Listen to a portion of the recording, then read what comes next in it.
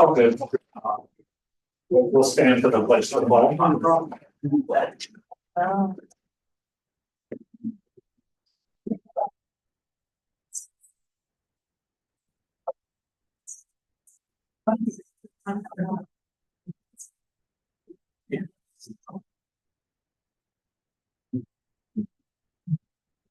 Pretty much just gonna throw it over the Delta folks here, so you guys can take it away.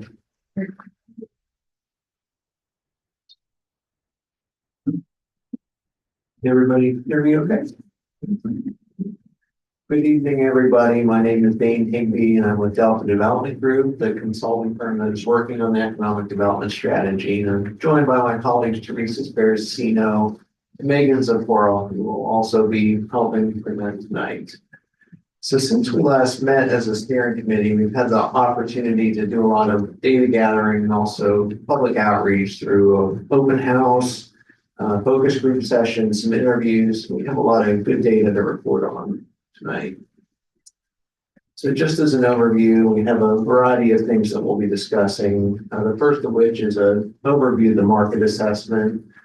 So this was an overview of all the quantitative data that we collected from our data sources, just to provide a baseline to kind of test the information, the qualitative information that we were hearing from residents. So just to go over a few highlights here, population and age trends. There has been modest growth in the township in terms of population. The population is anticipated to grow about 1% over the next 5 years. And at the same time, Cumru Township is an aging population, which shows that there's fewer younger families moving into the area. Income and employment patterns. Cumru Township has above average household incomes, which as a township is always a good thing to hear, especially among those working age groups, the 25 to 65 range. Household composition, there are predominantly smaller households without children in the township.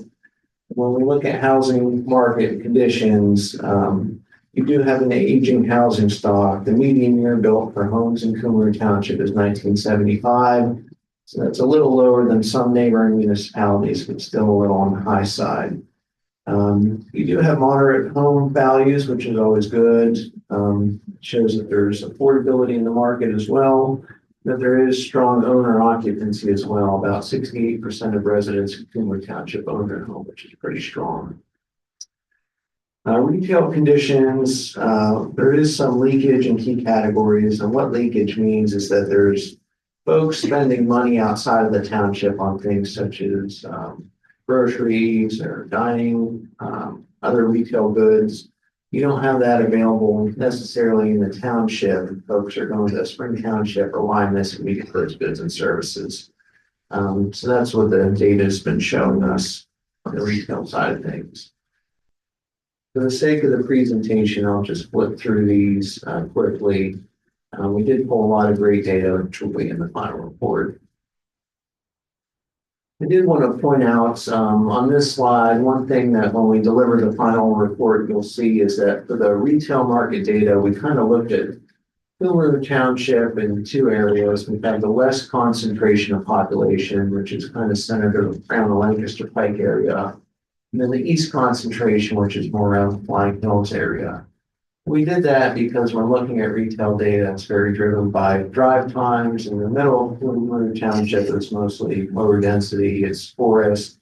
So when we looked at this, we wanted to make sure that when we were looking at retail data, we looked at areas where most people live and the drive time to those retail dining areas.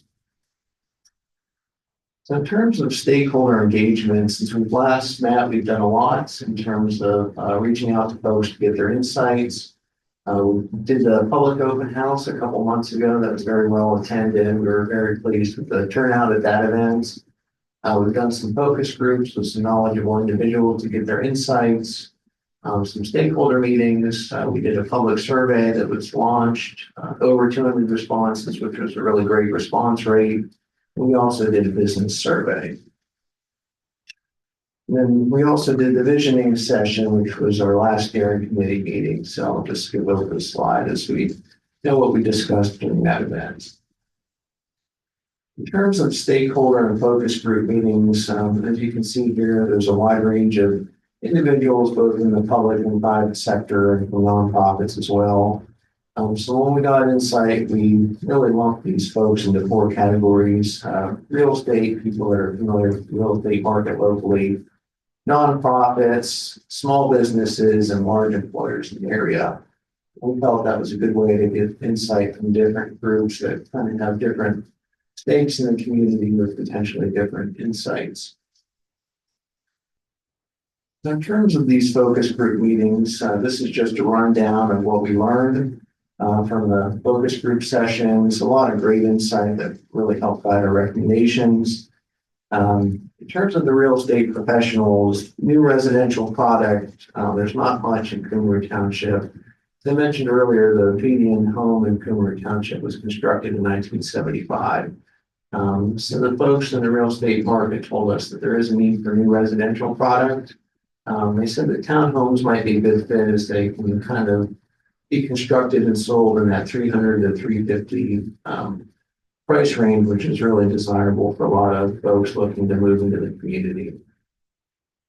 We've also heard that infrastructure investment must precede developments. One thing that we've heard pretty consistently that you'll hear tonight is that infrastructure, the lack thereof, really inhibits growth in Cumru Township. We heard that there's potentially, if put in the right location, some opportunity for industrial development to help create jobs and increase the tax base. So that's something that we heard.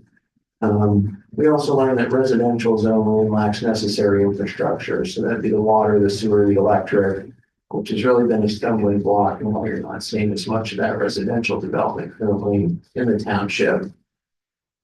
And we also heard that you have strong competition from neighboring townships and boroughs with established retail centers. So we've heard that a lot of the new retail opportunities in Berks County are located in that Winus and Spring Township area. There's a reason for that, part of that being the lack of infrastructure in your commercial corridors. From nonprofits, we heard that there's limited development space.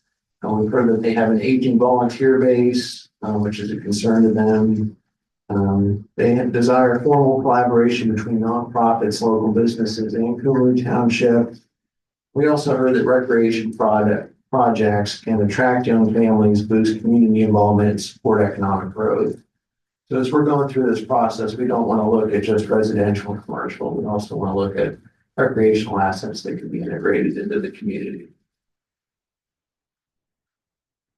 So from the developers, again, we heard that the lack of infrastructure is a primary barrier to development in Cumru Township. Water, sewer, primarily being the biggest concern there. We also heard that Spring Township and Wyomissing are more attractive due to their existing infrastructure that they have. It's easier to attract those developers that are looking to build. Shovel-ready sites with expedited approval processes are essential. So what we heard from the developers is that they don't want to have to go in and invest in all that water sewer infrastructure. They're looking for areas that already have that in place. And then we also heard that the Lancaster Pike Corridor, US Business 222, has a lot of potential for commercial multifamily developments due to its location and high traffic counts. So that was good to hear. So from industry leaders, we heard that streamlined, simplified business processes are needed. We heard that development should be strategic and intentional, not opportunistic. So what they told us was that it's good to plan ahead into the future and make sure that the development that the community wants to see is really the priority of any economic development efforts. We also heard that there's a significant lack of housing that affects employee recruitment and retention. This is particularly an issue for some of the larger employers in the area. We also heard that multi-municipal cooperation could improve economic development. That's particularly the case here in Cumru Township, given that you're so close to some other smaller boroughs such as Milton, Shillington, and Hearst. We also heard that community buy-in and trust are essential for successful implementation. So that's why we're going through this process, making sure that any economic development efforts reflect the thoughts of the community. Just to really sum up everything that I mentioned here, infrastructure really is the foundation to advancing economic development strategies in Cumru Township. That's what we've heard consistently, that infrastructure is that barrier that's currently in place. Strategic development areas, making sure that any areas that we're looking at for development really align with community need, they align with market conditions, and they make sure that we're keeping uses with compatible areas as future economic development build-outs take place. We heard that streamlined approval processes would be beneficial for developers. Housing and employment balance, we want to make sure that anything that we're building in Cumru Township in terms of housing really matches what the employers need locally for their new recruitment and retention efforts. Public-private partnerships, such as TIF and LERTA. TIF is tax increment financing, and then also the LERTA. Both of those efforts are partnerships between local taxing bodies that allow developers and the local taxing bodies to collaborate and have some kind of benefit to developers without really giving away anything. The community engagement and trust, just making sure that anything that we're proposing here as a steering committee and any future economic development efforts really align with the community and making sure that community input is pivotal throughout the process. I'll turn it over to my colleague, Megan.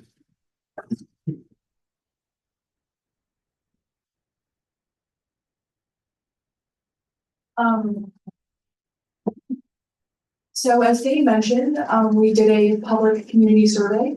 We had 247 responses. So some of the things highlighted in the survey were the strengths of the township. Some of the key strengths we saw were location and proximity to the highway, quiet neighborhoods, access to parks and open space, natural resources in general, and great township services. Some of the challenges that were identified are lack of retail and dining options, aging housing stock, as well as variety of the housing stock, traffic and roadway safety, inconsistent development patterns, and building vacancies. We also talked about from the survey, some of the top priorities that the township could do. So that includes encouraging local business development, expanding recreational amenities and trails, improving infrastructure and pedestrian access, and providing housing options for all ages. We also really like this quote from the survey that says, Cumru Township has so much potential, but needs a more unified vision for how it grows. We need small businesses, better sidewalks, and more housing choices for families and seniors. We think that this quote really just sums up a lot of what the survey has said. This is a word cloud that really just a visual demonstration of economic development projects and initiatives that township residents really resonate with. So we do see a variety of options. We do everything from thoughtful development to preserving open space. You can see diversifying retail and expanding dining are very large priorities. And residents really care strongly about avoiding sprawl and protecting moldy and other environmental assets.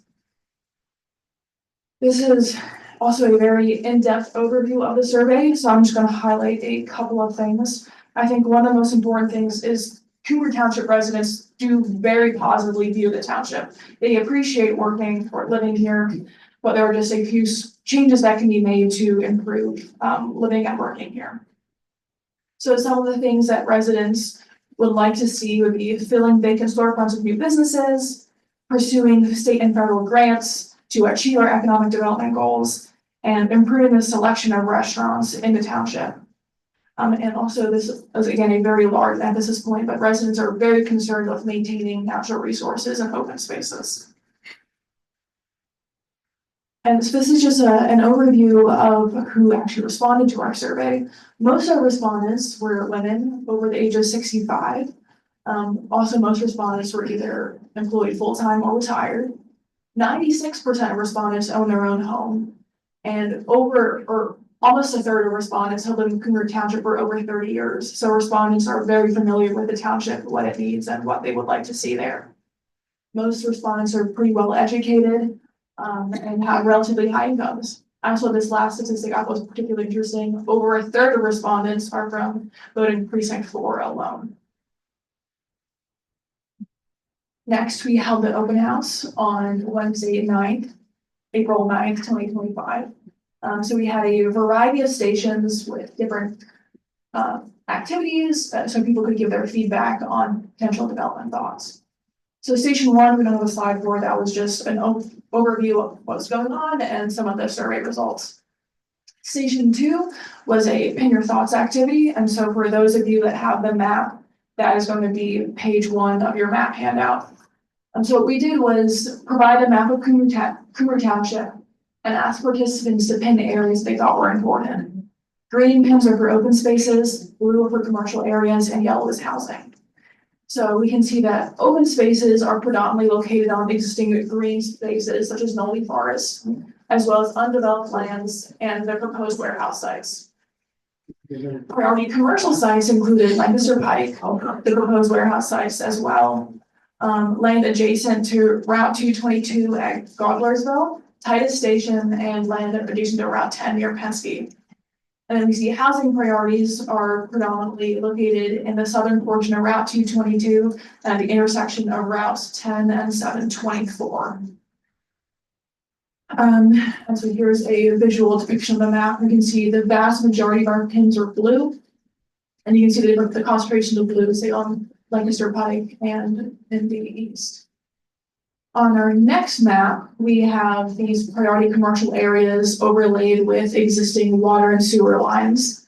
And so we can see, say in the priority areas in Route 222, there is water and sewer, as well as some of the other existing commercial areas. This also highlights, though, that if we want to expand commercial areas, there is a need for expansion of water and sewer. And then our next map, we have the same idea, but we have housing overlay with water and sewer. You also see again, some of the housing priority areas do have access, but others, in order to construct housing, potentially we would need to expand our water and sewer infrastructure. Next, we have a FEMA flood hazard map on Lancaster Pike. Dane, do you want to share anything about this map? Yeah, the reason that we included this map was just to show that there are some considerations that have to be made because there are some noted flood issues along the Lancaster Pike corridor. What we really take away from this is that in order to develop along this corridor, there would have to be some consideration for raising the site above a base flood level to make sure that new construction would flood in the future. It's a lower percentage. I think it's a 1% flood consideration per year. So it's a small percent that it would flood to this level as shown on the map, but it's definitely not insurmountable in terms of having development happen along the corridor. Thanks, Dane. Next at the open house, we had station 3, which was participants were given the opportunity to write on a sticky note about things they would really love to see happen in Cumru Township. So some of our highlights here were opposition to warehouses, a strong desire for small retail businesses, restaurants, dining options, and mixed-use development. This has been a pretty key theme throughout the open house so far. There were requests for affordable housing and condos, even potentially some 55+ communities. Participants were also very supportive of using existing buildings rather than building new construction. This continues to align with the desire to maintain our open spaces. And there is also limited interest in industrial development. Recreation and green spaces was another common theme. Participants are really interested in parks, playgrounds, sports complexes, and unique outdoor recreation opportunities. There are suggestions for more trails and for continuing to preserve open space and farmland. Some suggestions included a joint recreation program with neighboring communities, and Moden Park was highlighted as an excellent example for what the community would like to see in Cumru. Infrastructure and aesthetics was another key theme. Participants are choosing sidewalks, lighting, signage, parking, and traffic signal improvements. This highlights the emphasis for pedestrian improvements, and this is especially important near schools. They also desire aesthetically pleasing developments and even potentially murals to enhance the community character. And there's also interest in developing a gateway area along Route 222, including mixed uses and trails. There's also some token community needs, including requests for youth activities beyond just your typical sports. Residents would like to see more urgent care facilities, potentially some educational expansions, and there's just a greater call for transparency in township decisions. And there's some discussion too of website improvements so we can be more aware of things. Next, we have Station 4, which was another Pinning Your Thoughts activity. And this map, they were asked to pin priority areas for transportation mobility improvements. So we have green for bike paths, red for traffic improvements, and yellow for streetscape and pedestrian improvements. This should be your last map in the map packet. So interestingly enough, bike paths were exclusively suggested in Western Cumru Township. These are predominantly suggested along Route 222. It's probably due to the hilly nature of Eastern Cumru. Most traffic improvements were located along major roads, including routes 222, 10, and 724. Some of the most frequent sites were the intersection of Route 625 and 724, Route 724 at the future apartment complex, and Route 10 at the proposed warehouse site and Penske headquarters. Streetscape and pedestrian improvements were centered along Lancaster Pike, as well as residential developments on Route 724. And so here you can see the map of all the proposed improvements. Most of the pins were red for transportation improvements. Next, we have Station 5, and I'm going to hand it back over to Dane to talk about this one. Thank you, Megan. So as Megan mentioned, station number 5, land use. With this station, we looked at the actual land use of the property and different development concepts that may or may not work in Cumru Township. And that's why we included this in our open house. We just wanted to feel out what the community's thoughts were on these different development concept types. I won't go through every concept here, but we looked at infill development project examples, and really what infill development is just building or something else that is underutilized, vacant, and has somewhat been used in the past. So as you can see, we have different examples from throughout Pennsylvania here. One in Massachusetts as well. So we also looked at light industrial reuse of property. Cumru Township does have some industrial property existing in the tightest station areas. We thought it was important to look at this as well, just to feel out the community's thoughts on light industrial redevelopment concepts. Then we have mixed-use master plan development project examples. So all these might look the same and they might be hard to see in the audience, but this one here, Arcona Strand, this one's primarily residential with a smaller bit of commercial kind of roundabout here. East Side Flats, this one's in Chester County. This one's a little more dense and compact and taller, as you can see. And the shops in Belmont, this one's in Lancaster County. This one's a lot of big box with just a little bit of residential in the back. And Walden, Cumberland County, this one's a pretty good mix of residential, commercial. There's a lot of green space integrated as well. So going through the results of the open house, initial thoughts about the type of development. We asked folks kind of what their initial thoughts were based on the before and after photos that we included on the board, which you can see out from front lobby. The two that really stood out from this, they got the best positive percentage, which was very positive, plus somewhat positive, was the Belmont waterfront example. That one is along the creekway. There was a hotel and an industrial building that burned down. So the plan for that site is to build a hotel, commercial space, some residential apartments, parking garage, really making it a mixed use asset for the community. So folks really like that concept. And then the mixed use developments, kind of in their totality, people really like the idea of having that mix of uses and integrating green space in one development. So looking a little bit more deeply into the mixed use development examples that I showed on the earlier slides, the one that really stood out to people as being the most desirable was Walden, which was the one on the far right here. So that one's really strong mix of single family townhomes, condos, ground level retail, street facing retail, and also green space. So that one was kind of the largest mix of those elements. It was the most popular. 46.9% of participants chose that one as their favorite. So with this question fit within the township, we just asked people overall, do you think this concept is a good fit within the township or not?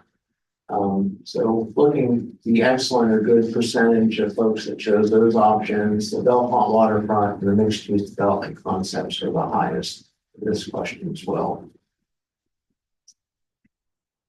The appeal of architectural style, the infill developments, which was that first slide that I showed you with the 4 pictures on it. We asked folks to look at the architectural style of the developments just to see what their thoughts were in terms of whether that's a good fit for Cumru Township or not. There's an example, Massachusetts, the Mashpee Commons. That one was really the most popular.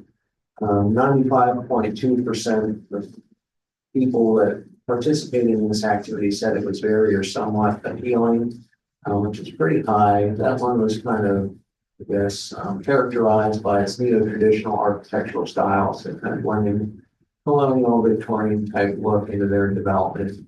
And that was pretty popular among the survey papers. Kind of expanding upon the architectural side of things, we looked at elements comprising the building developments with that infill development again. We looked at building materials, colors, landscaping, green space, weighing that, building height, density, and transformation of the former site. This one was unanimous, like the Mashpee Commons example, which was on the far right. It's on the slide, almost by far the most popular. Every other option had a mix of likes and dislikes. Impacts the township. With this question, we were asking folks what they think the impacts of this development will be if it were to be built in Cumru Township. So the impacts that we asked folks about, we asked them whether it improve the quality of life, increase the tax base, provide a better mix of housing, accommodate tourism in the region, create congestion issues, not needed in the township, or unsure. So in general, what people thought about these developments was that developments incorporating a mix of uses, that mixed use example, they really enhance the quality of life as you can shop, dine, live, play in the same community. So folks really like that one. Industrial developments, people thought that those would really enhance the tax base of Cumru Township. The traditional big box commercial folks thought was not really needed in Cumru Township. When I say big box retail, that would mean larger footprint retail stores with large parking lot out front, like a Walmart, Target, that kind of thing. So in this question, we asked folks for areas that they thought in the township might be suitable for the examples that we displayed on the boards. The big kind of overarching thing here was that Lancaster Pike, U.S. Business Route 222, people had a lot of ideas about that. They thought that some of these concepts, primarily the infill and mixed use master plan developments, might be a good fit there. With the industrial developments, obviously the tightest station area, people thought that type of infill light development concept would be best suited for there. So some key themes kind of taking all this into consideration. Mixed use development is preferred to single use commercial, industrial, or residential development. People really value kind of having those amenities together in one development. They thought that was desirable. The preferred land use and development options typically had lower building heights, like 1 to 3 stories, and smaller scale commercial components. People didn't like the really tall, dense concepts, and they didn't like the big box retail and large scale commercial components.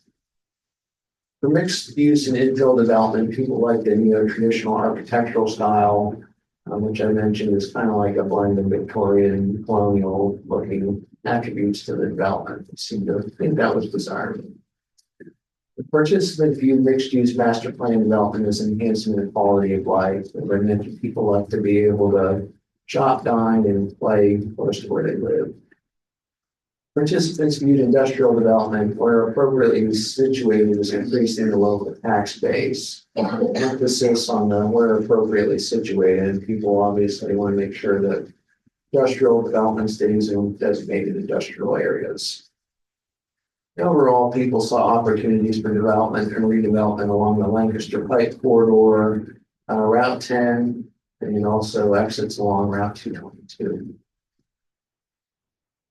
So what we've done here, just kind of as a follow-on to the survey results, we looked at a scenario where we compared different taxing structures based on different development scenarios for the same piece of property. So for all these, we assume that it was a 290-acre parcel. One was full residential land use. One was mixed use with some commercial, but still a lot of housing. And one would be a warehouse development scenario. So what we did was we looked at the construction jobs generated by the scenario. The build-out scenario were operational jobs. So for instance, a warehouse that's going to have a lot of jobs generated, but not necessarily a higher tax impact, as we'll see. So we also looked at the one-time tax impacts. So that would be during construction. It's only going to be constructed once, so you can only capture that tax impact once. And we also looked at the operational tax impacts. So whether it's a commercial property or a home or a warehouse, there's going to be some ongoing impacts based on the people that live or work there. So this is kind of an overall comparison of the operational, which would be an annual tax impact. So the full residential land use scenario, the full tax impact to municipal, school district, and county, which are your local taxing bodies, would be about $7 million. The mixed use residential and commercial scenario would be about $7.6 million annually between those different taxing bodies. And then the warehouse land scenario would be a little over $2.6 million. So as you can see there, when you're integrating more residential development on that parcel, there's a lot more tax that the local taxing bodies capture. Just to make sure that we were kind of doing an apples to apples comparison, we wanted to make sure that we were looking at this from the school district's perspective as well, as you have more younger people and families moving into these developments. There would be some tax impact from these students going to the school district. So what we did here was we did the math based on our estimates, and we netted out what the tax impact would be based on having families in the community, really using the school district as an educational resource for their children.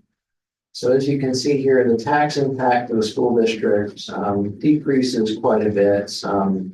Between these two scenarios, it would be negative in this one and positive in this one. Really the underlying, I guess, theme here is that the warehouse scenario doesn't generate nearly as much tax impact as the mixed use residential and full use residential. Is a lot more taxable property if you're developing in whole or in part with residential. I'll turn it back over to Nick. I'm just gonna run through the last couple of stations for the open house. So our second to last last station was station 6, where you could vote for whatever you thought was most important investment or economic development initiative to do. So participants are giving coins and different values, and then you could place them in jars depending on what they personally believe to be most important. So you can see our water and sewer infrastructure was deemed the most important. Then we had incentives for new development and greenways and trails. And fourth, we had streetscape and pedestrian improvements in commercial areas. Fifth, we had road improvements. And what was deemed least important was outdoor recreation space. And so yes, station 7 were our final comments. So we had a number of attendees were appreciative of that format. They liked the interactive activities like push pins and coins. People, appreciated the event and said they would like to have similar events again in the future. The only, I guess, other feedback would be people would like it to be more publicly advertised, so more people would know about it and be able to attend. For development preferences, people had pretty strong opposition to warehouses and other high-density development. They were worried about traffic and overall community impact. There is a strong preference for redevelopment of already developed or vacant land rather than building new shopping centers. And there's also support for things like housing, green spaces, parks, playgrounds, and even fine arts or commercial areas, but that are walkable. There are some other suggestions for the township, such as selling unused township buildings. Someone suggested using the Warren Rec Center for community programs like exercise and dance classes. There's some concern about the expense of preparing sites and typical redevelopment areas, especially Route 10, Route 222, due to the infrastructure challenges. There's support for revitalizing existing buildings. That's been a pretty common theme so far, as well as increasing the funding for the public works department. And there's also some opposition to more apartments with stronger preference for 55+ communities and other revitalization. And so these are just like some overall themes, positive engagement with the community inputs, but also again, need for better publicity. No warehouses or dense developments. Residents would prefer to be focused on redevelopment, housing, parks, and existing infrastructure. They would like to see unused Cumru Township properties sold or repurposed. And overall, we'd like more community programs and responsible growth. Next, we have Dane for key themes and implications. Thanks, Megan. I'll skip over these slides in the interest of time and jump to implications for the final plan. So taking into consideration that everything that Megan and I just mentioned, that the quantitative data, the open house results, the interviews, came to these conclusions that really guide our recommendations that we'll talk about. Challenges, there's currently a disconnect between existing infrastructure and future infrastructure needs at sites suitable for development, which we've heard. Some land will need to be acquired to prepare shovel-ready sites along major commercial corridors. One thing that we heard is that even though there is existing commercial corridors, a lot of the lots along those corridors are tiny, such as along Lancaster Pike. So for some redevelopment scenarios, it requires some acquisition of those properties and consolidation. That's not always the case, but we'll talk about in our recommendations. Like I showed, portions of Lancaster Pike are in a flood zone. But as I mentioned, that's not insurmountable. It's just a factor that will have to go into any redevelopment of that property in terms of some grading and elevation change. In terms of opportunities, there is a desire amongst the community and local employers to construct new housing stock within Cumru Township. That's a testament that people like to live here, or people want to live here. So we have to plan for that potentially in the future in appropriate areas. There is a desire for more local retail dining options, which we heard and we saw in the data that a lot of folks go to Spring Township alignments in. And we also saw that Titus Station, that site provides ample redevelopment opportunities for light industrial uses. So that's a great area. It's currently an underutilized asset for the township. It's one that could be redeveloped with light industrial opportunities there. So some key themes for our final strategy, revitalize underutilized retail corridors, such as Lancaster Pike. That's one where there's a lot of opportunity, but currently it's not being used to its full potential. Modernize and diversify housing stock. There is a desire locally for newer housing stock, so that's something to keep in mind. Invest in family-friendly infrastructure, which a lot of that is recreational space. In addition to developing housing, there's also a need for soft infrastructure, such as green space, parks, recreational areas, etc. Support emerging industries and existing industrial areas. So industrial development does have its place in Cumru Township, but in the right areas. Want to make sure that any industrial development in Cumru Township stays in those areas. There's also a need to balance growth with preservation by integrating smart growth principles. One thing that we heard consistently throughout this process is that people like green space and they want to see that preserved. So in addition to building new stuff, redeveloping areas, we want to make sure that there is preservation as well. So with that, I'll turn it over to Teresa.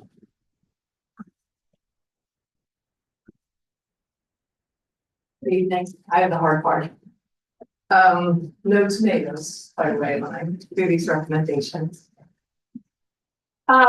We came up with a title, Foundations for the Future, Preserving Your Assets, Our Assets, and Building Our Tomorrow, because our recommendations are based on preserving what you have and then identifying as the market data and stakeholder interviews and the open houses talked about strategic development. Our core focus areas are to reinvent the Lancaster Coast, improve existing commercial areas, housing, preserve it, and then also construct new, and then an active recreation plan with connectivity. Sorry to interrupt, Teresa. Do you mind just getting a little closer to the mic so that it gets picked Sorry. up? I can hear me. Yeah. So reinventing Lancaster Pike. What we heard at our first steering committee was the fact that you've got smaller lot sizes, several property owners. We then found out from stakeholder interviews about it's located in that special flood area. There's a lack of water infrastructure, lack of appeal and streetscape, and no sense of place. And the no sense of place really refers to the fact that you can drive through Route 222 and really don't could be anywhere USA, right? So we looked at Lancaster Pike between the area of Ardmore Avenue and Luna Avenue. One of the things that came out in the open house was the fact that infill development was appealing to the local community. We looked at the size of some of these parcels because our concern was we didn't want to come in with a large development on Lancaster Pike. We wanted to look at what's possible with an infill development, what makes sense, and mainly because you have so many property owners on Lancaster Pike. So it's going to be difficult to consolidate a large parcel for a big mixed-use development. So we looked at those acreage sites. And then we looked at Chocolate Avenue. And Chocolate Avenue is an infill development in Hershey, right outside of Hershey Park. And the mixed-use retail that you see on the left side of the screen is situated on about 4 acres. And then the individual restaurants that are across the street are actually in older buildings. The first one there on the right was constructed in 1921, but converted to a restaurant, situated on 0.28 acres. And then the grill, which is on less than a half an acre, was constructed in 1970. And our purpose of showing you this and what could be actually realized on Lancaster Pike is taking that Hershey Chocolate Avenue process and recreating Lancaster Pike into an area with restaurants and small retail and really accommodating the needs of the community that were identified in all public outreach efforts. So how do you do that? The first is to secure funds for water line expansion. And that would mean working with the water authority, figuring out the size of the line, the cost to expand the water line service, and then secure money for that. In the Hershey example, Dairy Township and the Hershey Trust put the infrastructure in first. A lot of the transportation improvements were done. And then the private sector came back in after that and invested in some of those parcels, purchased those parcels and invested in improving Chocolate Avenue. Create a master plan for transportation enhancements, some of that stormwater management to help with the flooding issues, potential flooding issues. And then adopting a Lancaster Pike tax abatement program to incentivize development. And that tax abatement program would be tailored to Lancaster Pike. So if someone were coming in and wanted to put in an auto-oriented development that doesn't fit within the goals of this scenario for Lancaster Pike. So it's developing the carrot, if you will, to incentivize some of that development on Lancaster Pike.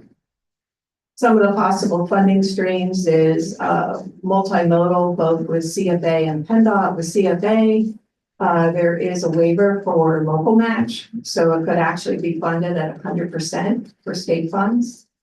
Those sidewalks, any sidewalk improvements, any bike improvements could be funded with the Transportation Alternative Set Aside. It's a federal program. Again, it provides 100% of the construction costs. The township would have to provide the engineering and design to get it to construction. Small water sewer through the Commonwealth Financing Authority. And then there are potential for an earmark through the federal government as well. One that we don't have listed in here, but is a potential, is a local share statewide, which are gaming funds. Again, there's no match to those, and the maximum amount is $1 million. The second point here is to, and this goes back to revitalizing your existing commercial areas.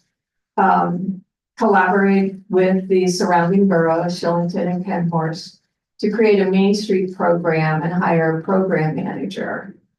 And the Main Street Matters program is administered by DCD. And once designated as a Main Street, it puts you in a separate category where you're eligible to apply for implementation funds for anything that's identified within your Main Street plan.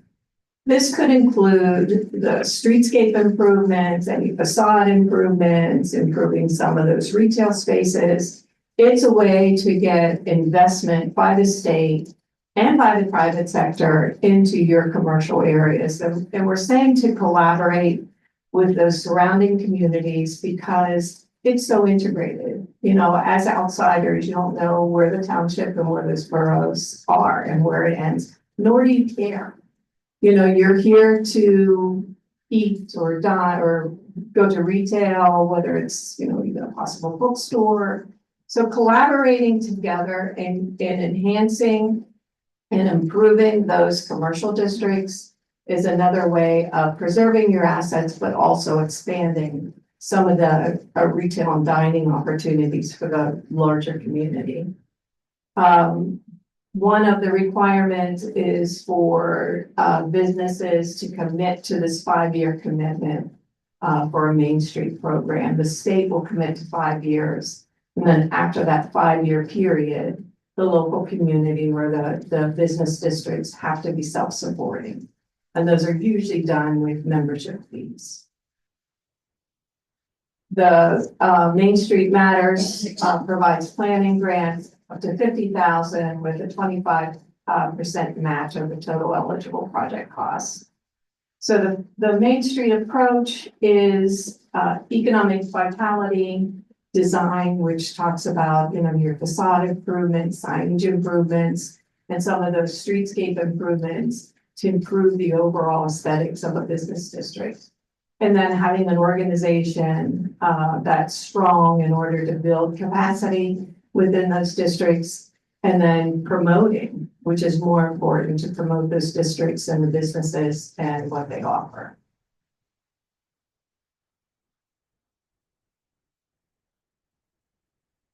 We also want you to look at opportunities for new housing, for mixed use housing.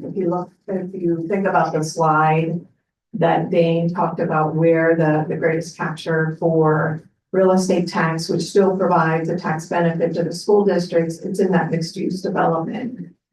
We took the in activity where people identified areas for housing and said, okay, let's look at those areas Do they have sites that are conducive for a mixed-use development, like a Walden type development, which includes that retail and the mixture of housing? We did locate 3 sites. So what I would ask you to do is to not hone in on the 3 sites, right? We just want to show you that you do have parcels out there within access to some of your major routes that have the size available to do that type of development. And I will also say, when we were meeting with developers, there is an interest in developers to invest in the township. What they're looking for is available sites. We also, this area interested us because it has access to water and sewer. We didn't want to locate a site that didn't have the infrastructure. We wanted to locate potential sites that had access to infrastructure. Now, some of that water line, you may need expansion, but it's in that proximity to these sites. Again, we don't want you to get hung up on who owns it. This is going to be hard. Everything that you do within this plan isn't going to be easy. It's not something that you're going to be able to accomplish, in a day. It's going to take additional planning for some of those transportation improvements. It's going to take active communication with property owners and starting to pull together a realistic plan for housing. We wanted to show that where people were identifying potential for housing, you do have the sites and you do have the infrastructure. So this is what we're talking about with those mixed use housing. This is again the Walden, where you've got a number of different housing types, where it's townhouses, single family homes, and some of the condos that are located above the retail. But you also have some green space, which is what's a lot of members in the community were asking for as well. So it gives you all 3 of those components that go up to housing, well, actually 3, housing, the open space, and then some additional retail and dining. We also want you to focus on improving your existing housing stock because of the age. Preserve what you have, improve what you have. Working with or participating in the Berks County Full Home Repairs. This is a program for housing rehabilitation. It addresses utility, I know we're going to say that, and safety concerns. It provides measures to improve energy and water efficiency. And then it makes the units accessible. Now, these are grants that are provided to homeowners at or below 80% of the area median income, and then loans to landlords. It's a forgivable grant, so the participant will have to stay in the home for a certain time period, and each year a portion of that grant is forgivable. And then expanding your outdoor recreation, and you've got areas, right, that are passive. What we're looking for you to do is to develop a comprehensive recreation park, open space, and a green infrastructure plan. And that green infrastructure is stormwater, using some of the best management practices to deal with stormwater in the more urban areas of the township. This develops an overall system of parks, trails, sports fields, and playgrounds.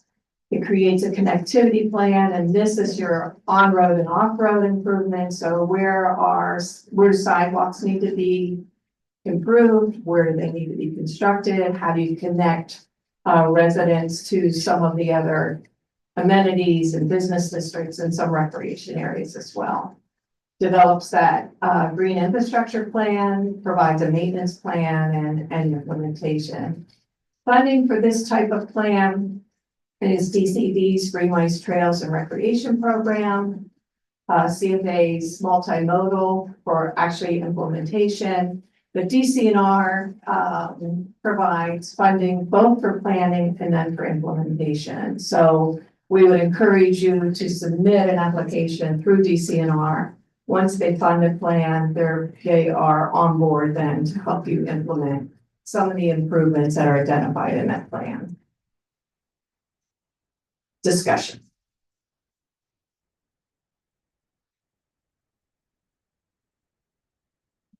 Jean's taking some notes. Do you wanna kick it off? Certainly.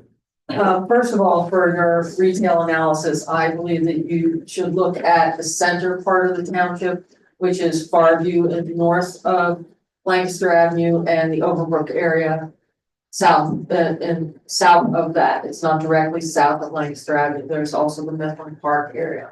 I think, looking just at the extreme east and the extreme west misses a ton of the population of Cumru in that center corridor.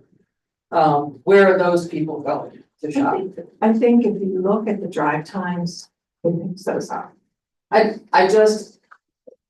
My personal preference is that We can run another model, no problem. you guys are the experts, but where I'm going with this is certainly the Farview area of the township is often ignored for everything. And also Mifflin Park is a huge section of the township, one of the older sections of the township as well. And Overbrook has 200 homes there. So I'm just saying that I think that looking at the township in terms of a bifurcated east-west is a mischaracterization of the township. Well, we pulled those all together. It actually does include your entire township. Our goal was your market for retail isn't just township residents. It's also those outside of the township. And I would venture to say it's still going to show a gap in retail and dining. It's going to show a larger gap. But you're already showing a gap in dining establishments and retail that isn't being met by businesses that are located within those commercial districts. I don't disagree with that. In regard to the tax impact, I would say one of the factors though is how many students come from the different residential areas. And that's where apparently some of the survey respondents showed an interest in 55 and older communities, and I get that. I just think that in the tax analysis, there had to have been some assumption of the density of students per household in that, and that would be nice information to have what that assumption was. In regard to unused Cumru Township properties, I'm not sure what's being spoken about. The Station 2, which is the former Cedar Top Fire Station, it's my recommendation to the board, I've made this before, that that should be used for cold storage. We have a lack of cold storage for township seasonal equipment. All those leaf pickers that everybody sees in the fall, the spreaders, the plows. We used to have a barn right here on campus that had to be removed because it was collapsing. So in regard to Station 2, there is a potential use for it. In regard to the Ashley Run land, what's known as the Ashley Run land off of Cedar Top Road, there's a restrictive covenant on that land. So it's a little bit of a head scratcher to me of what is referred to as unused Cumru Township property. In regard to tax abatement program in the Lancaster Pike area, we already have Alerta, which I can provide information on the properties included in that Alerta. In regard to TASA, I know that it's funded 100%, but there are also some caveats with that grant program. We've had one TASA for some improvements on Lancaster Avenue, but another TASA for improvements in the Museum Road area had a poison pill in it, and we did not pursue that grant any further. So TASA has some heavy requirements associated with it. In regard to the collaboration with our neighbors for more retail and restaurants especially, I have a little bit of frustration with this one because in 2013, we had a series of meetings with the Borough of Shillington on this very issue in the very areas that you're suggesting. And at that time, the Borough of Shillington ended up declining to participate any further. But that would certainly be a very useful idea to resurrect. Again, it requires the cooperation. The idea at that time was creating restaurant and retail corridor from Flanagan's all the way down to Pollock's. And, we had some maps drawn up and a lot of ideas on the table, but it didn't come to fruition. So, I would certainly, be interested in that coming to pass. In regard to, the sites that you mentioned, some of that's happening, and I'm sure the developer of the Hawthorne site would be glad to hear about more development. So I have a lot more that I can say about the maps and whatnot, but I think those were my main points.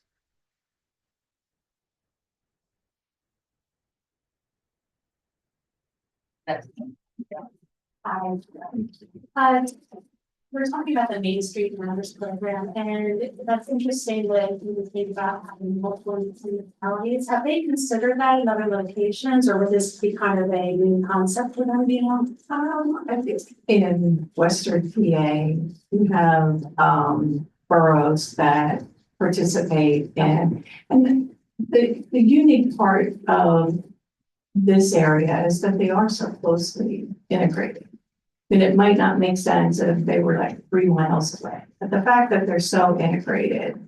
And again, it really, for Main Street Matters, it's putting together the plan, the boundaries, the investment, who's going to contribute, that kind of thing. But, you know, we have, the municipal assistance program too, that always encourages multi-jurisdiction for, you know, to collaborate and to plan.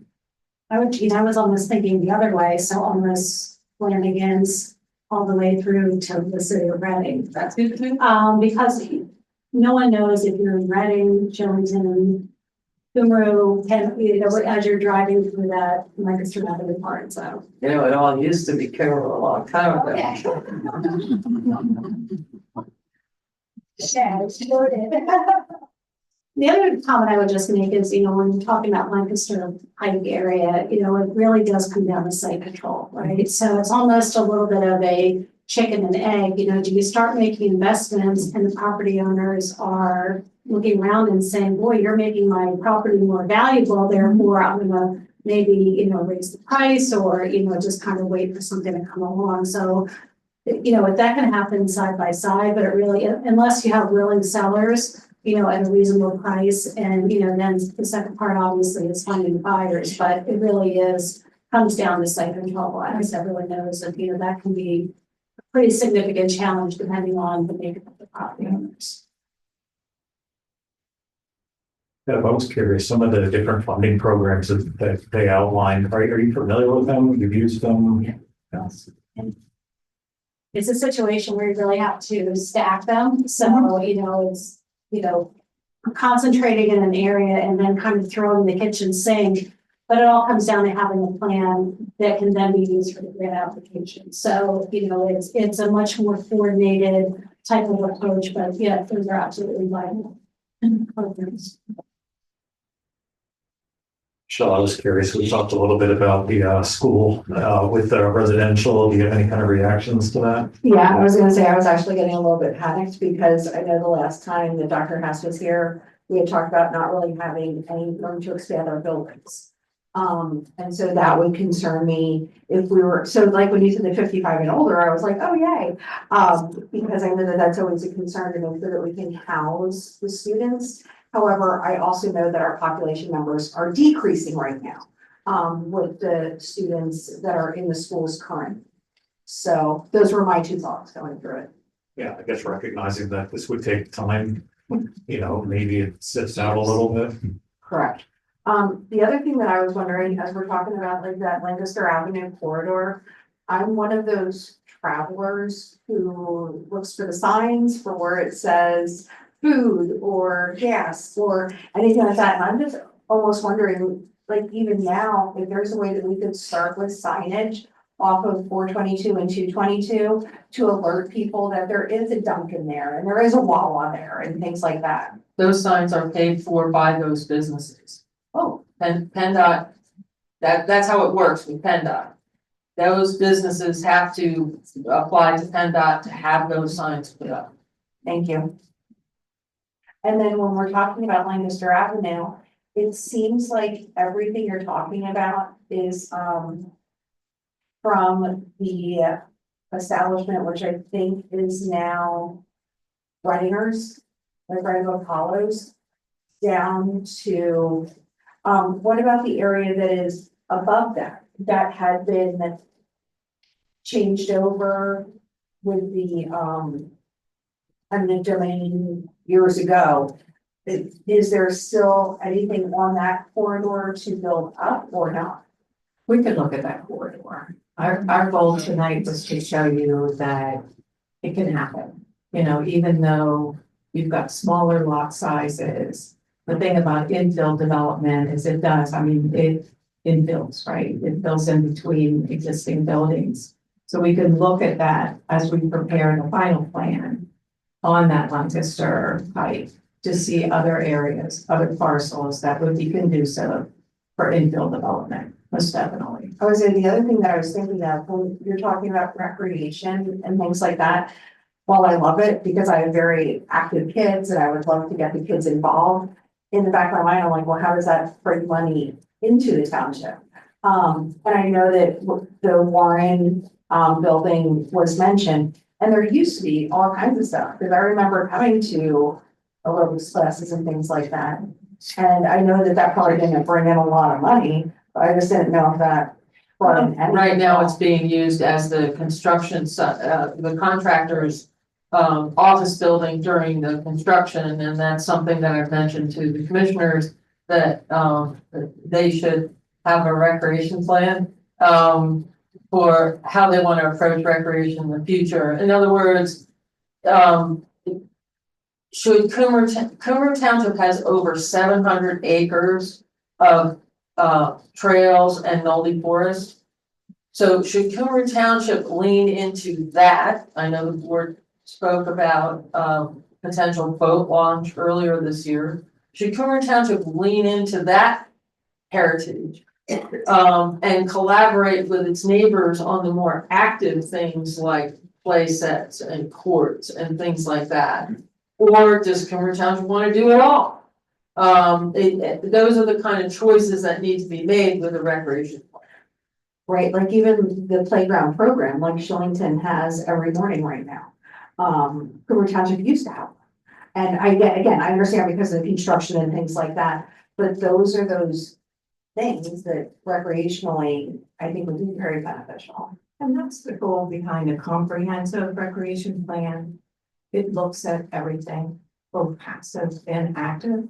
The thing with recreation is it doesn't generate revenue. It's a quality of life. It's an attractiveness factor. You know, if I'm moving into a township, I'm going to look at what are the amenities. It's not just the school district, but what are those amenities? And having a township that provides not just one little park, but also some of these neighborhood pocket parks, some connecting trails, but also some of those sidewalk connections, because that can also be used by people within who may not have a car, right? But want to have active recreation, can walk in areas that have the walkability. So that overall plan will look at all that. It will look at not only your active recreation, your passive recreation, but connectivity, which is important. And not I wanted to echo that.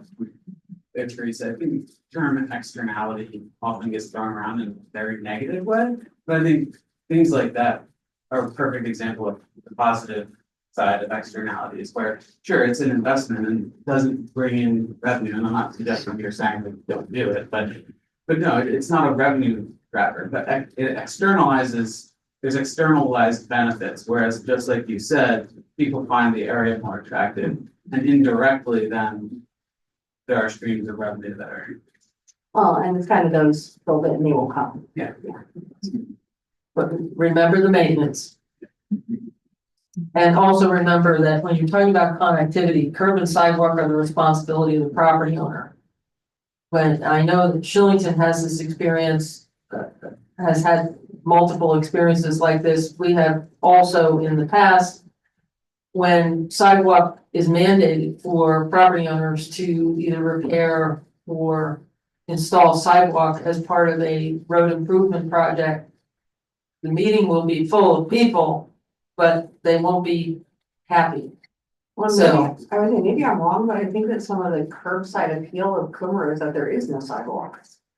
Sidewalk has been waived by the township for many, many years in many, many locations. I'm just saying that when you're looking at these type of plans for both recreation and connectivity, that you have to look at what is the maintenance cost of this? And what is the installation impact? Not just in terms of grants and whatnot, what impact has that on the property owner? Maybe that property owner goes back to control, doesn't want to give up their frontage for sidewalk. Because then they're responsible to shovel it or clear it of snow and ice in the winter. That's one of the big objections, aside from installation, of the cost of installation is the winter maintenance. So I'm not saying that it's a bad idea, I'm just saying that these things have to be thought through before they're implemented. And everything is gonna come at a cost. I mean, it's gonna be come at a cost for installation, for maintenance. But it also greatly enhances your community and quality of life, and those are what you have to weigh, right? As a community, what's more important is the fact that, yeah, you're gonna have to do some maintenance, maybe 10 or 15 years down the road. Which there are those multimodal funds can be used to improve sidewalks in an existing area. But those are the kinds of decisions that need to be made. What we're providing to you is recommendations based on what the community has said they wanted to see in the township. Both from always the open house survey and. Could you please put up, the first slide of the before and after pictures?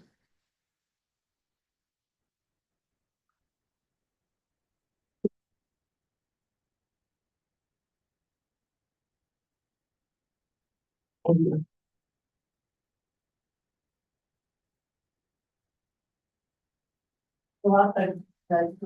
lot in this, to digest. I can't think of a whole lot of questions right now. With these infill projects and everything, how long have you seen in your normal turnaround from the time it's recommended until it's actually in? Well, Chocolate Avenue, actually, this came out of a market study. And, we were hired to do the market study because they didn't think there was a market for retail or dining because of the local population. What they were missing was the amount of tourism and tourists that are coming in to generate some of the activity, not just for Hershey Park, but also you have the school there, you have the hospital there, which are tourists of the people, right? You already have that market here, so that's, you kind of have that solved. They actually installed the transportation improvements first, so they put the sidewalks in. They put some additional connections to some of the roadways there in Hershey, because this was like a 2-lane road, right? Kind of like Lancaster Pike. This is why it reminded us of Lancaster Pike. And if you look at that before picture, and it is similar, I mean. That's Star, so that's not anywhere on that Google map. It's showing Starbucks, which wasn't there at the beginning. Those were older buildings plus vacant lots. So that 4-acre site is similar to what you have on Lancaster Pike. But what the township did in cooperation with the Hershey Trust was to secure money for road improvements in order to beautify the area. And then the private sector came in, not only built the mixed use development that you see on the bottom, but also on those other slides, refurbishing those existing houses and creating new restaurants on that corridor. Is that like a 5-year turnaround, a 10-year turnaround? I would say probably that, and we could find that we can determine what that timeline was based on when that market study was done. We can look at when those transportation improvements were done and then when those buildings were constructed. One thing I would point out is that Lancaster Pike is not a 2-lane road, it's a 5-lane road. Right, but what I'm saying is it has the same kind of appearance as what Chocolate Avenue had. And I think Chocolate Avenue is actually 3-lane, but same kind of appearance, and you can see the before and after. Did you have anything that was similar to a before and after for like a type of station area? Yeah, those were the ones, these. Oh, I noticed when Teresa was explaining Chocolate Avenue, you kind of not in agreement. Is that kind of the approach that you'd see these kind of things go through that she explained?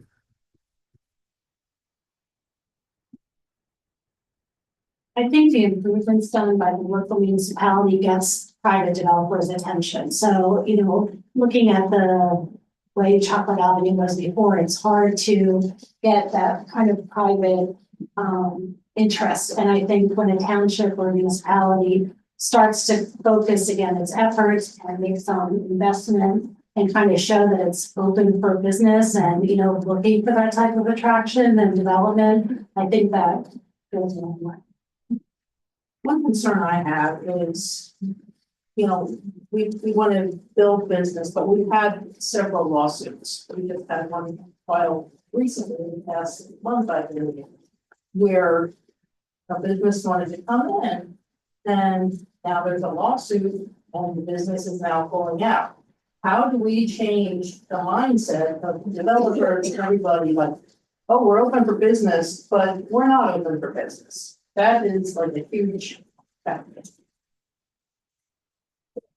One thing I would say that is I think there's something to what you're saying, but I think this is certainly not intended to be a criticism on any particular person, but I think for a long time my impression has been that the township has operated in a much more tactical way than a strategic way. And one of the things I think Teresa or maybe Dane, someone had mentioned a couple of times is I think it was our industry leaders that said that we need strategic investment. And so difference between tactics and strategy is it's obviously it comes from wartime terminology. Tactics are how are we going to take that hill? Strategy is we want to take that county or something. So we need to think big first. And when we encounter once we have this big master plan and a bigger picture perspective of how to proceed, and with all the data that you all collected and the feedback from the residents, I think we're starting to come to the picture that there's very much an appetite for strategic investment. But I think that's part of what we're seeing there is that development to this point has been largely tactical, it seems to me. Whereas I think what we need to start doing is looking at this strategically and saying, how are we going to shape the direction for the next 30 years? Not, well, this person wants to do this and there's disagreement and now there's lawsuits. I think that's sort of where some of that stuff comes from because there isn't a clear established vision that's conveyed broadly. On the other hand, I would argue that the municipality's planning code allows for that type of, as you would refer to, tactical thinking. That's the document it is. That obviously it allows for higher level planning and strategic planning. But when it comes down to it, if a property owner wants to do something, they have the instructions in the municipality's planning code for doing that. So, it cuts both ways. Absolutely, and the analogy falls down at a certain point, right? But I think what I'm hearing is there's ways we can incentivize it. Through strategy, create the incentives for property owners to align their decision making with what the community at large is looking for and what they're saying that they want. And to create a partnership with the state. So that the state is also investing in your community, because you're not gonna be able to do it alone. You know, you're gonna need the state's assistance in providing a lot of that public investment in order to incentivize some of those, or to entice some of those, that development that you want. I just want to also go quick address the fact that I have zero interest in a centrally planned community, Cumru. To your point that, yes, we don't want to say like, to start dictating to property owners how property is utilized. Like, people need to make decisions. Yeah, no, we can't, for that matter, but so I think my hope is that we can start communicating and incentivizing in such a way that people are making decisions that just organically align to the strategic vision. And maybe I'll be overly simplistic, but I think a lot of the answer to this point, or question rather, was in the slides too. People are interested in development as long as it's in designated areas and it makes sense to them. Because in the cases that you're talking about, it was all instances where zoning was changed to something. Well, the one for the warehouses, both were. And OHB was also given special exceptions. That's what the dispute is. Right. Will this presentation be given to the steering committee or review it a little bit more, because there's a lot of information to digest.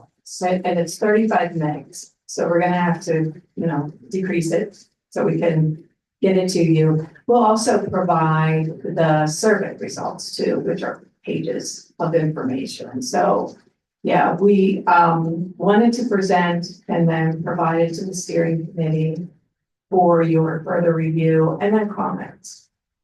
I would just add, I think, my hope is that this isn't just presented to the steering committee, but this becomes publicly available for everyone. With the online survey. I forget, since that was a while ago, was there questions on there, like what is your address, so that it could be determined whether they were township residents or? It was, the last slide was voting precinct. How do we know, like my household, there's a household of two of us, so we have 7 email addresses between the two of us. How do we know that sometimes these results weren't weighted? Or that I created an anonymous Gmail account and filled it out that way? I think you need to keep in mind, what we found is that the public comments all kind of align, you know, what the stakeholders and what the real estate professionals were saying, the community was saying in a survey, and then it's what we heard in the open house as well. And it's what we're seeing in some of the data, you know, relative to aging housing stock, having a gap in retail and dining. It all aligns. Sometimes we'll go into a community, and what the community is saying and what the data shows are so far apart. That's where you really have a challenge in creating some kind of plan or recommendations. These were all aligned, so, you know, okay. You could have had a person like yourself, right, with 7 email addresses if you really wanted to weigh the survey results. But, I mean, I'm just curious. And I would argue that all 7 of those email addresses are people that live in the township and deserve equally. she's saying they were 7 from one household. But regardless, the numbers. There's that came- 7 people, I would assume. I was saying, but it seems like the numbers were really low anyway, that came in on the survey, because I think you said it was only like 295. Yeah, that's incredibly low. Yeah. What is the percentage of precinct 4, I mean, 7 to 34%? But what is residency percentage of precinct 4? Do you know all in comparison? We didn't dig down and. They're all pretty level when you look at them. They're generally speaking 1,600, 1,800 registered voters. I did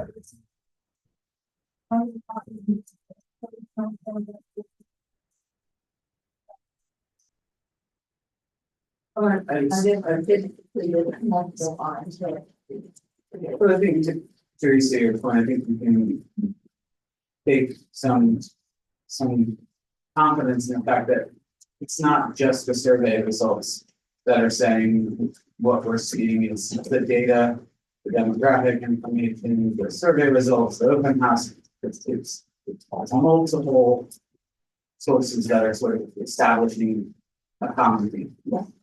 Including the initial steering committee meetings, which most of those comments align with those surveys as well. So we're not seeing the survey totally different than what we've heard from the steering committee. I'll just go for common sense type thing. I mean, I think what we've heard, all of us have lived here, we know there's not a lot of new homes here. There's an icebreaker I like to use when I talk to people and I say, name the 3 best restaurants in Cumru Township. And I watch people stumble over themselves trying to do that exercise. So like none of this is something that I've heard that's like, wow, I can't believe this is what you found. I think people know this inherently. Now it's just a matter of doing something about it. And to Teresa's point, this is not going to be easy. And Ben's making a legitimate point that it's not going to be tomorrow either. But if you don't start it, you're never going to finish it. And at least now we kind of have a pathway, if you will, as to where we can go next. Just a bit of feedback there. Certainly is not going to be easy. But I think the big thing, my probably biggest takeaway, the 2 takeaways are, it's possible. There are clear pathways and there is an appetite from the community for it.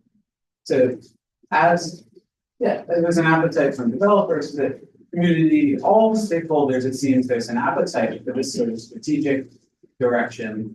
And it's not some Herculean impossible task. It's going to be hard and it's going to take a lot of work. Certainly, everything that's worthwhile doing, it is.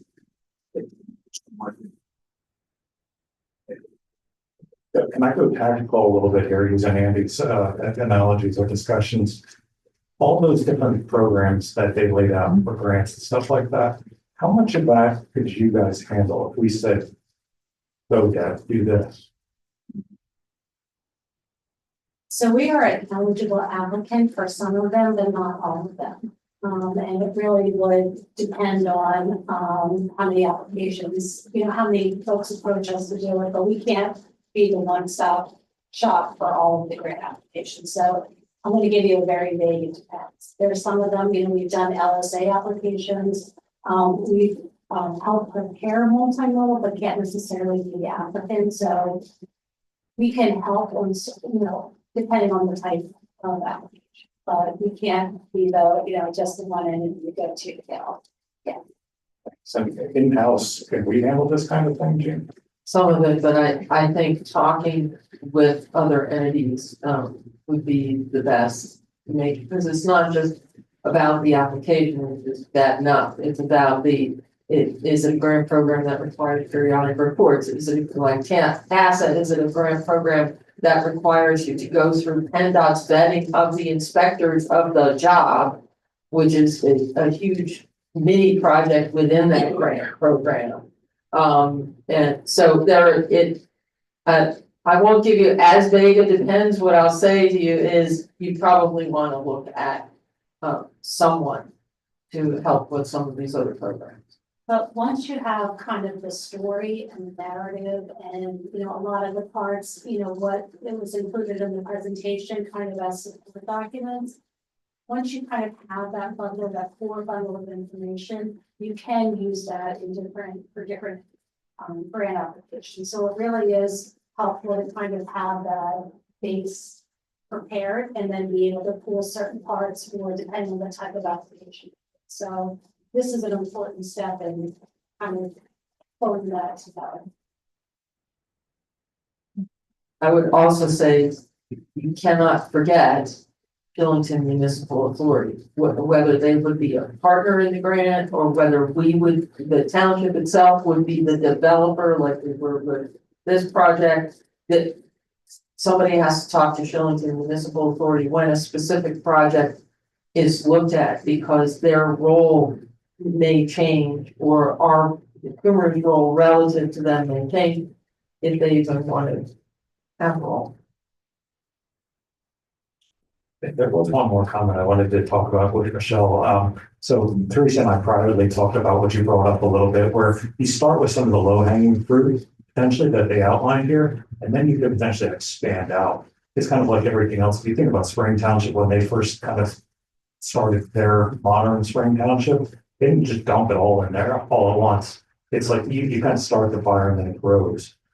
So I think that's the analogy there. Hopefully I did justice to what you Yeah. were saying. And when you look at that Walden development, it started in around 2008. I think the final phase was in 2020, 2021. So it took a while to develop. So you could do that in phases where you start out with a 55 plus. And as you have growth within the school district because of students, lowering enrollment, then you can start to look at another phase that, hey, this might be good for families and build that, because the importance of having the families there is the wage tax. So if it's all 55 plus, you're missing that, and you guys all know you're missing that wage tax. So, but that's, yeah, it's gonna take a decade or more to build that out. So you build it out in phases, what makes sense not only for the community, but also for the school district. Absolutely. Anybody from the public, well, perfect, but yeah, anybody, not just Ruth, but Ruth, do you want to go up and jump on mic since it's being recorded?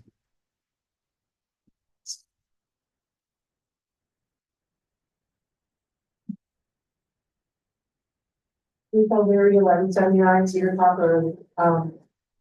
The 247 responses out of our population of like 15,600 is only 1.6%. To me, that's a very small number, not really representative of the population of the township. I'm sorry.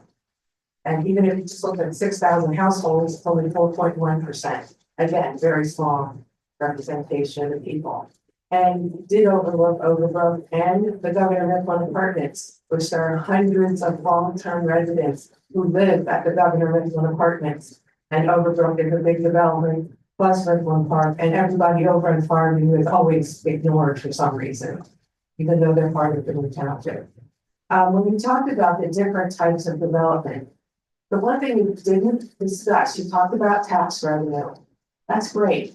However, when you build more homes, you have to hire more police officers, more firefighters, buy more equipment, buy more police cars. Am I right? I mean, you have to buy all these to service these residents. Unless you're gonna keep all the roads private and not take them, and then make them the responsibility of the homeowners association, like they have done at Deerfield or whatever. If they don't do that, if they want to make the roads private, they have to build them to township standards, but then we are responsible to plow them and maintain them. That costs money. So in my experience, housing has been a break even. The tax money comes in, but it goes out in services that you have to provide to the residents. So it's really not a big money maker to the municipality. That was the question I had. And the burden on the schools. The school district had a really tough time trying to find a plot of land to build the new elementary school, and ended up taking land from the intermediate school to build an elementary school right on top of it. So they had to build another school. Where's that land coming from? Because of the tough time they had finding a place for that one. And the high school, I don't know, the high school was always crowded. It used to be 10 through 12, then they pushed 9th grade back up to the high school, and the cafeteria was inadequate. It's been expanded. I still think it's inadequate. And there's 5 lunch periods that start at like 10:30 in the morning so that kids can eat lunch, and it's being redone again. Yeah, it's ridiculous. I'm sorry. We can educate our kids, but we can't feed them. I have a problem with that. Anyway. The school district will be affected by housing, and your property taxes will go up, no doubt about it. They go up every year as it is because the teacher salaries go up, so your property taxes are going to go up with increased children in the district. So housing does have an expense involved with it, not only with municipal taxes, but with school taxes. And even if you have 55, and over developments, how many grandparents are raising their grandchildren for whatever reason?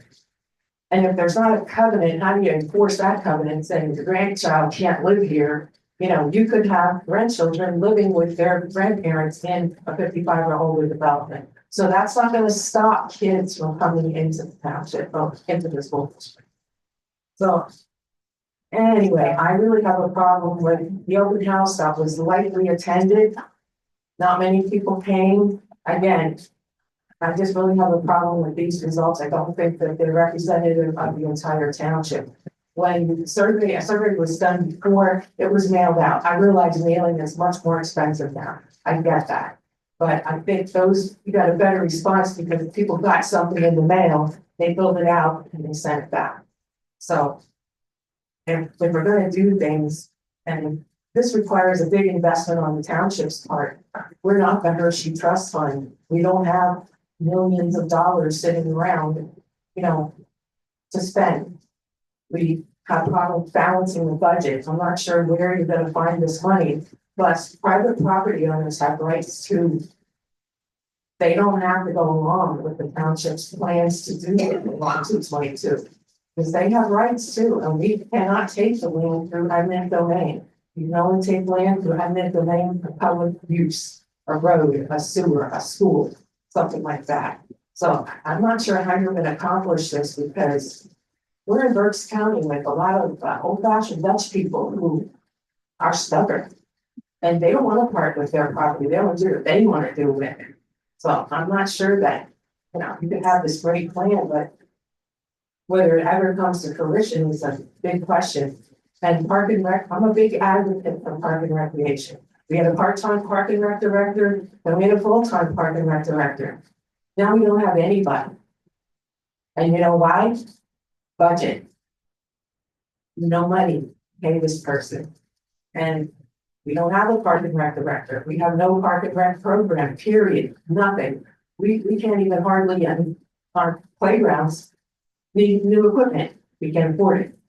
So this is all great, but I'm not sure where this money's coming from unless the taxpayers want to pony up more money for us to buy new equipment or, buy land for a park.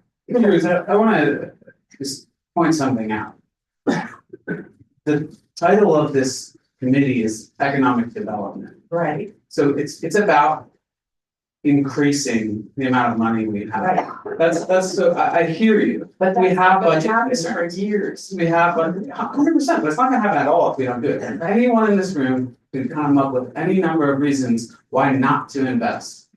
I can decide, I'm not gonna put money in my 401k this month for a number of reasons. I might wanna buy 50 watermelons because that's what I'm into, but I choose to Okay. invest in my 401k Okay. because it's prudent. Well, ask the taxpayers if they're willing to pay more taxes so that we can buy parkland or invest in land to have recreation. I'd like to know that answer. Are they willing to pay higher property taxes for us to expand the water line? Because that's gonna be seriously expensive, and the sewer line up to 22. Serious money there. Pay higher sewer bills, higher property taxes in order to do that. Are they willing to do that to benefit somebody else? I think your point's well taken, Ruth. I think what we saw is there are financial avenues to address several different programs from the state on up, from the county, state on up to the federal government to help with this exact sort of thing that we are looking to do. But there's nothing matched. And there is an appetite from the residents. I understand you don't have that appetite. That's I fine. didn't say that. Well, it sure sounds like it, but that's fine. And you don't have to, and not everybody has to agree. That's not what, And the This other process is survey supposed to shows be- that our population is aging, so you're getting more people who are retiring and they're on a fixed income now. They're on social security plus whatever their pension is, and now we're gonna ask them to pay higher property taxes in order to do these things. right, so how do we correct that over time, Rick? Because what I'm hearing for you, coming from not just you, but several people is just keep letting it happen. Don't do anything about it, because what we're trying to do here is to correct that trend so that We don't have people on fixed income whose taxes keep going up and their expense, and their revenues keep going down. That's what we're trying to avoid. That's one of the principal concerns that I have that led me to seek election for the township in the first place. We don't want the trends that we're seeing, the economic trends that we're seeing, where for everyone, for municipalities, for people, for businesses, costs are going like this. The revenues are going the opposite direction, Absolutely. particularly for us. That is exactly the problem we're trying to address here. That's the luck in doing it. I guess there's two things that I want to point out. So Teresa didn't touch on this earlier, but we didn't ignore Overbrook in the study data. It was captured in the drive times in there. So all the retail analysis still captured that stuff. It may not have been within the 5-minute analysis, but it was definitely within the 15-minute analysis. So that stuff wasn't ignored. It was maybe in a different category than people would like to see, but it wasn't ignored. And I guess that's what I would challenge on the survey results, because you're 100% right. It's a very small percentage of people that answered this study and showed up at the event. But let's just say we sent it out and 10,000 people answered. Would the results have been different? Maybe. I would argue no. But it goes back to my comment earlier, where you're talking about common sense. When you're talking about people here, I think almost everybody in Cumru Township would agree that our dining options aren't great. Yes. Our housing's You know, old. you talked about the mixed use. I've lived here a long time and I've seen the restaurant in Flying Hills change how many times they can't make it. Even the Flying Hills Pharmacy just went out of business. We don't support our local businesses or whatever because they just can't make it. That restaurant's changed and how many times? Right, and I mean, I'm not gonna go down that hole, but It's a truth. you're right. But I guess all I'm saying is, yes, we could have increased our sample size. I don't think the results would have changed. And maybe people would disagree with that, but I don't think we would have You don't found know it. that. They admitted that the survey was heavily skewed by precinct 4. Well, 2/3 of the people that answered weren't from precinct 4. But 30 or 34%, that's still a large percentage overall. Give us the other percentages.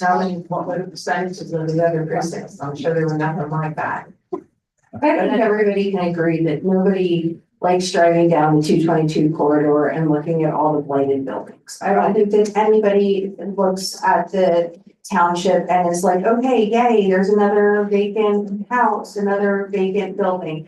So I think the whole purpose of the panel and the people who did respond and the people who do show up are to try to figure out what we can do to bring anything into this community, to try to bring tax revenues, to try to offset what we are paying in taxes. And it is one of those build it and you will come, because we do need to get that monetary basis back into the community.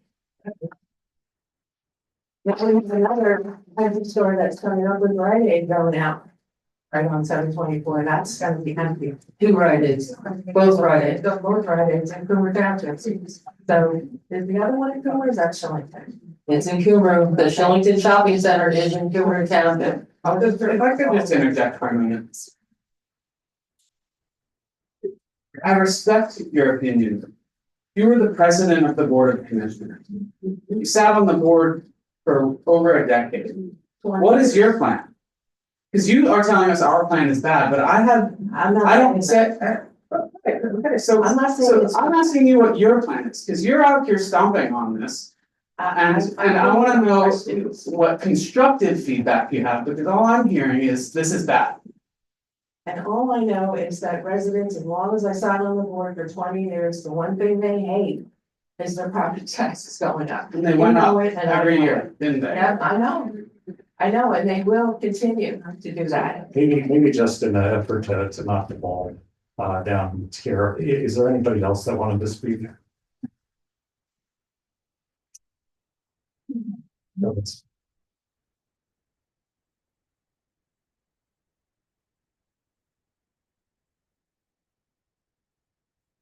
Way I lived in Cumru Township, for 52 years. I'm not sure how to word this, and it might not be the appropriate time, because we might not be that far along in the process. The grant thing is something that's a little bit of a concern, because what's grant money like right now? We hear a lot of things about grants and things that thought they could go forward and now they can't. And if we're doing like a 5-year plan, how can we be guaranteed? Is the township gonna be on the hook for any of that if the money suddenly isn't there? And I think considering what we could do is a fantastic idea. I totally agree. My concern again is balancing that, weighing what we're gonna be responsible for as a township, what it will do to the taxes, because we've been doing most of this from the beginning. And I applaud you looking at ways to kind of keep the taxes down. And I think realistically, that's not gonna happen in the short term. Because we are gonna have to invest. The infrastructure thing, we all know is a really big concern, so. I don't know how much of that can be offset by grants, and we can actually count on that grant money. So this might not be the appropriate time, but I think just in considering all of that, what's the township's responsibility to do this infrastructure so it looks, hey, great, we want to invest in there, the developers want to come in. And is the grant money going to be there for that if we're kind of counting on that? I don't know those processes, but it's just, it would be something that I would like to see as we get down the road, which is and what's going to be presented finally, the final thing. How much is the township? How much are we going to be asking for grant money? And private, I guess, too, if there'd be developers who would say, hey, this is a great idea. We'd like to invest. So that breakdown, I think we can afford. So, I mean, do you have any, Up there. And what that's what we do. 90% of the top.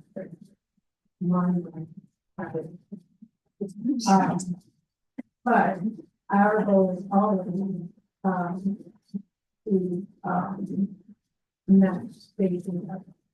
So that the local investment can consider. And looking at some of the good because we understand that. The other point is. You don't build it. So it's not as though the township is gonna build it and then. Your part. Thank you. Anyone else? And so maybe I'll toss back to you, Teresa, next steps. We'll start to put some meat on the bones as far as these concepts. We are gonna hold another open house, so that other members of the community can have, input into the recommendations that we.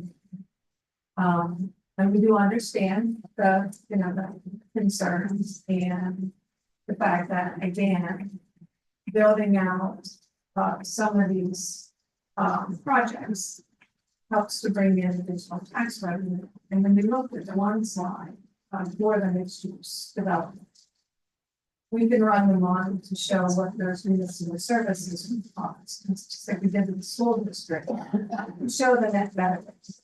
But I think you'll find that the net benefit still is a positive, that these projects bring in tax revenue to the township. Here's a silly question. Given that this is kind of like the hotbed time to be paying our taxes, would it be worth putting a sign near the tax collector's office about the next meeting, next open house? Link to the website to see the meetings, anything like that, because with not doing a mailing or anything like that, I just wonder if there's anything visual that we could put besides the posters and things like that. We put them on the lighted signs that are on both entrances, including the one in front of her office. Great, thank you. If you want, we can certainly put flyers there. I guarantee you they might be used for people adding and subtracting. Right, that's why I wasn't saying flyers, I just like one right on the wall. But we can certainly do that. Also, getting back to the survey. Because that survey was during the wage tax time period. Like surveys in the tax office as well. To try and increase the amount of participation. we can certainly put out some of the printed versions. We did have printed versions on both entrances. I will say, we can try. A lot of times when people come to pay taxes, they are very goal oriented, in other words, get in, get out, and they're not happy. So there may be limited response. Well, my point was not to do more survey. So I mean, our public outreach phase is done. We're now in the recommendation and writing. I was just saying that we did have some of those surveys that are tax on. Yes.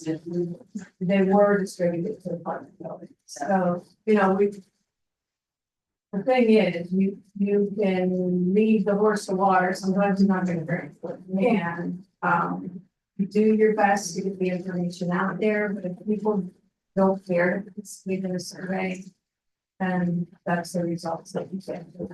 One of the things I just want to add, certainly having 1.5% of responding members of the township, it's not fully representative. It's statistically representative, but the composition of this steering committee, granted some of whom are not here, was intentionally, very intentionally representative of a diverse set of stakeholders and opinions. This is not something that was composed with a hive mind that we wanted everyone up here to have a shared set of interests and a shared goal. We were intentional to create a diverse set of people, because no, we're not going to get all the people, but we want to get a collective sense, all of the diversity of opinion from the stakeholders in the township. So no one thing is going to check all the boxes, whether it's quantitative data or qualitative data or the composition of the board or the respondents in the survey. Collectively, in the aggregate, these things tell us something. And I think what we're seeing is pretty telling to me.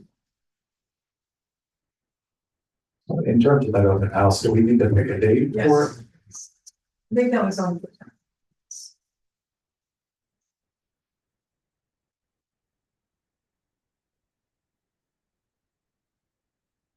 Have like a suggested time frame? Well, I'm thinking July and August are having vacations. So maybe that first part of September. What are your thoughts as the community? If you schedule me that far out, I'm okay. So that's pretty good in September. We have to avoid Labor Day, obviously, and avoid the Friday before Labor Day. We held it on a Wednesday last time, I don't know, September 3rd. Makes sense? No, it's Labor Day, I'd rather have it later in September, oh, maybe September 10th. And that's okay, maybe. What about the school? Personally, I think that is probably gonna be when my back to school night is for my job, but I can't speak for the other two representatives for the school. Oh, it's fun. 17. 18, I'm sorry. And a lot of the parents will also be at the back to school that, so you don't want. I think the third, like, granted, it is close to Labor Day, but I mean, I think most kids are back in school and stuff like that. I would think that should still work. No? Yeah, and the 3rd is actually after Labor Day, so I think that would actually work.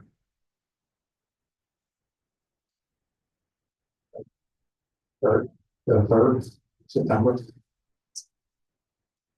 Would that be here, or would we be arranging for the intermediate school? If that's fine. So much better. Is that within the realm, Michelle? Yeah, I can reach out. Okay. So do we want to go tentatively September 3 at the intermediate school? Be confirmed on the school then? Sure. Anything more we're missing, Teresa? Shut it down. Anything we're missing? I don't think so. Yeah, I think that's, yeah. Hey, all right, well, if nothing else, then I think we're good. Mike, thanks for coming out. Thanks for the results.